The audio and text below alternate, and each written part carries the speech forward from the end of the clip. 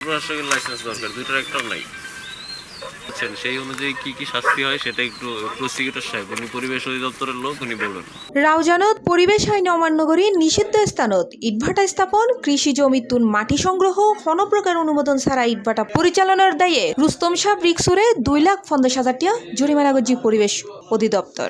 তাহলে আপনারা ব্যবসা ঠিকভাবে করতেছেন না কেন? আপনাদের যে লাইসেন্সগুলো দরকার সেগুলো আবেদন পর্যন্ত আপনারা করতেছেন না। এতদিন আগে আপনাদের মেয়াদ শেষ হয়েছে, পরিবেশ অধিদপ্তরের মেয়াদ শেষ হয়েছে কবে? এরপরে আপনারা কোনো আবেদন করেননি কেন? জানুয়ারির 13 তারিখ মঙ্গলবার বিএলএ 4:30টায় রাউজান পৌরসভার 9 নম্বর ওয়ার্ডের ওয়াহেদের কিল এলাকাত পরিচালিত এই অভিযানত জরিমানাগিন ধার্য করা হয়।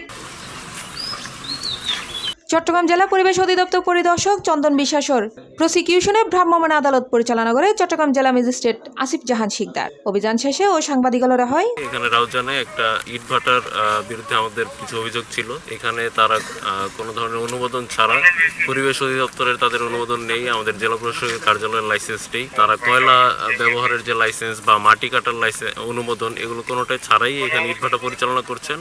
তাদের মেয়াদ উত্তীর্ণ হয়েছে যেসব লাইসেন্সের, সেগুলোরও তারা নবায়নের জন্য আবেদন করেননি। তারই প্রেক্ষিতে আমরা এখানে এসেছিলাম, আমরা এখানে অভিযান পরিচালনা করেছি এবং আমরা 2.5 লক্ষ টাকা এখানে অর্থদণ্ড দিয়েছি। হৈরাহি ইটভাটাওত বনর গাছ ফুরবের অভিযোগ তাহিলেও অভিযোগত হন গাছ পাওয়া যায়। তবে নাম প্রকাশে অনিচ্ছুক স্থানীয় এক ব্যক্তি হয় পরিবেশ অধিদপ্তরের অভিযান সম্পর্কে মালিক পক্ষ একদিন আগে সংবাদ পায় পার্শ্ববর্তী স্থানত গাছগিন সরাই ফেলায়।